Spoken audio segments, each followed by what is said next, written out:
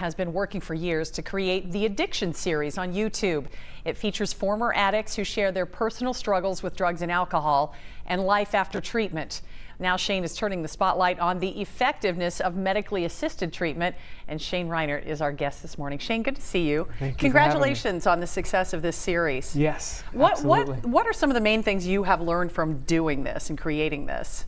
Me, myself, I'm not an addict. I'm allergic to everything, and I tell everybody, I said, you wouldn't think that I'd be the one to do this, but the first person came in, and you start hearing all the struggles that they had, all the relationships that are broken, and then they start to heal.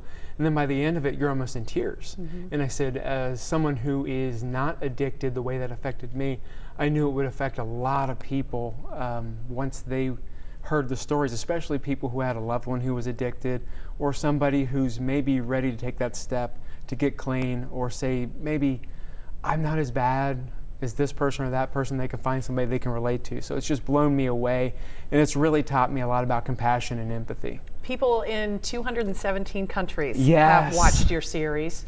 Which of the videos or stories do you think have made the biggest impact on people? The biggest one has been Brandon Novak. Somebody came into the studio and said, hey, I can get this guy for you. And I'm like, everybody says they can get me somebody. So within 24 hours, Brandon Novak comes into the studio. And he comes in and he's really quiet, and he just says, where do you want me to look? And he sits down and he kills it for an hour. And he just blew people away. Why did he blow people away? What was it about his story?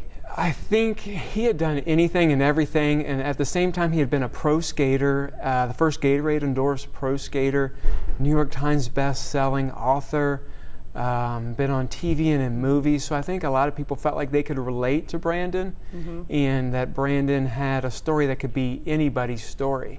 He had all that success, but he still had all the struggle. There were people who actually took out life insurance policies, friends and family. They thought he wasn't going to live. Oh my goodness. Because that's how bad he was. Wow. So now, as I mentioned, you're turning your attention to medically assisted treatment. Absolutely. So why focus on this, and what is there to be learned from that? There's so much stigma out there, not just about recovery in general, but also medically assisted treatment.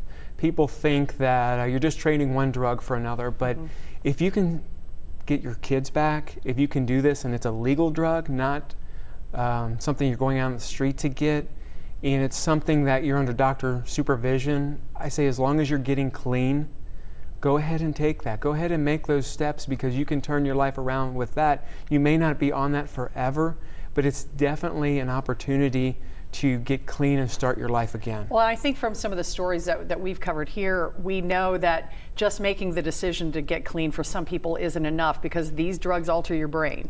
Absolutely, absolutely. And so they may need that help. They need all the help they can get. And so you want to shed light on that. Whether it's the medically assisted part, getting connected with a group, whether it's NA, AA, just a support group of any kind where you can deal with those issues, deal with the emotions, deal with all the things that you've gone through, and really face it maybe for the first time in your life.